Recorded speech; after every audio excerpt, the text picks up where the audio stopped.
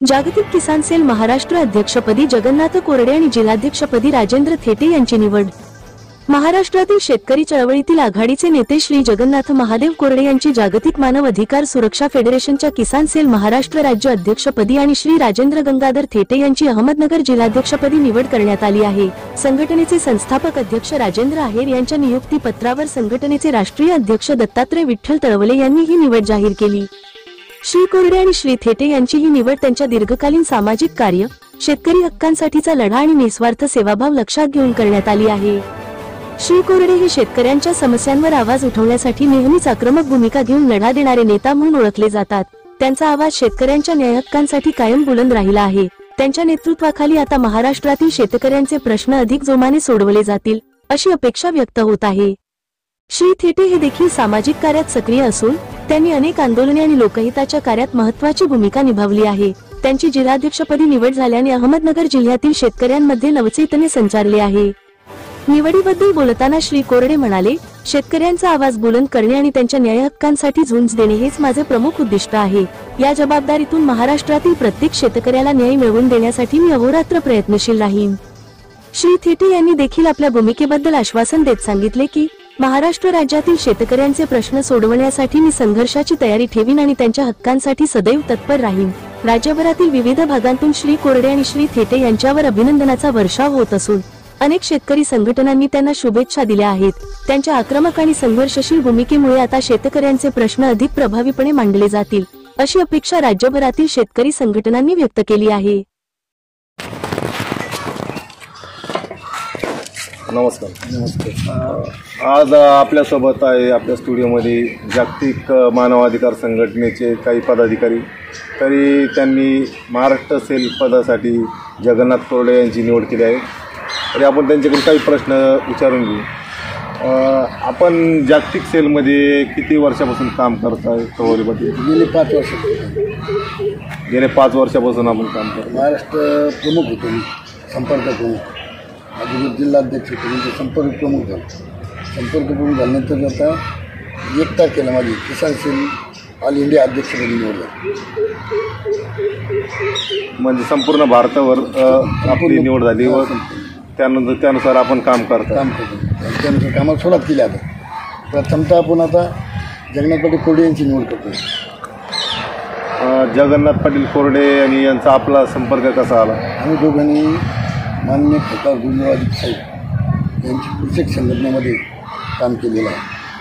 त्यावेळेस आम्ही शेतकऱ्याचे दोघं काम करतो। गेली 85 ते 82 सालापासून आजतागायत आमच्या दोघांची शेतकरी संघटनेचं शेतकऱ्यांचं काम करण्यामध्ये हातखंडा आहे। दोघं आम्ही एकत्र आहोत। ही मानवाधिकार संघटना फक्त शेतकऱ्यांसाठीच काम करते का अजून कोणत्या क्षेत्रामध्ये काम करते? जो मानवाला अधिकार मिळाला आहे, मानवाचा अधिकार विथ प्लस शेतकऱ्याला सुद्धा त्याचा अधिकार मिळाला पाहिजे। आम्ही पहिल्यांदा मानव अधिकाराचं काम करतो। आम्ही किसान सेलची स्थापन केली ऑल इंडियामध्ये, आणि आता ऑल इंडियामध्ये किसान सेल स्थापन केल्यामुळे आता आम्हाला शेतकऱ्याच्या प्रश्नावर आवाज उठवायचा आहे। यापूर्वी आम्ही आवाज उठवायचो, पण आमची किसान सेल ही संघटना कार्यरत नव्हती, ती आम्ही कार्यरत केली आहे। कोरडे पाटील, आपली किसान सेल महाराष्ट्र राज्याच्या अध्यक्षपदी निवड झाली आहे, तरी आपण काय सांगाल? गेले 40 वर्षाचे इतिहास पाहता आणि शेतकऱ्याकरता सर्व शेतकरी संघटनेमार्फत आम्ही बरेचसे कामं केली। ज्या 1982 साली आम्ही या शेतकरी संघटनेमध्ये काम करतो, त्यावेळेस शरद जोशीला आम्ही नेवाशाला आम्ही पहिली सभा घेतली 82 साली। तेव्हापासून आम्ही शेतकरी संघटनेला जोडला गेलो। ह्याच माध्यमातून गोविंदराव अधिक यांनी कृषक समाजाची स्थापना केली होती महाराष्ट्रामध्ये। त्याचा मी तालुका अध्यक्ष होतो, हे संगमनेरचे तालुका अध्यक्ष होतो त्या काळामध्ये 85 साली। तर एक शेतकऱ्याकरता आम्ही आमचं आयुष्य घातलेलं आहे लढण्याकाळात। त्याच्यात काय ऊसाचं आंदोलन असेल, कांद्याचं आंदोलन असेल, शेतकऱ्याच्या भावाचं आंदोलन असेल, मीटर हटवता असेल, आता सध्या विजेची भयान परिस्थिती आहे, विजेचे बिल माफीचं असेल, त्याच्यानंतर हे शेतकऱ्याच्या शेतीवर अनेक प्रकारचे अडचणी येतात। त्या अडचणी असतात, त्या प्रत्येक अडचणीकरता आम्ही आमच्या संघटनेमार्फत आतापर्यंत आयुष्यभर लढत आपण या अगोदर शेतकरी संघटनेमध्येच काम केलंय, आता आपले मानव अधिकार संघटनेमध्ये निवड झाली आहे. हो. आणि त्यातल्या त्यात आता तळोले पाटलांनी सांगितल्याप्रमाणे या मानव अधिकारमध्ये किसानांसाठी ही एक शाखाच नेमण्यात आली आहे. त्यानुसार आपण आता मानवाचे अधिकार जोपासून हे काम करणार आहात. आज त्यांनी तळोले साहेबांनी सांगितलं आता ते आता ते अध्यक्ष आहेत आमच्या संस्थेचे, आणि ही तळागाळातील माणसावर अन्याय होणार आहे. जे समाजामध्ये अन्याय होतात कोणत्याही मानवावर, लहान मुलावर असू द्या, आंधळे पांगळे, अनेक प्रकारचे गोहत्या असू द्या, शेतकऱ्याचे प्रश्न असू द्या, ज्या ठिकाणी अन्याय होईल त्या अन्यायाच्या विरोधात ही संघटना मानव अधिकाराचे जे कर्तव्य आहे ती संघटना पूर्णतः काम करते. आणि संपूर्ण भारत देशामध्ये जागतिक लेवलची संघटना आहे.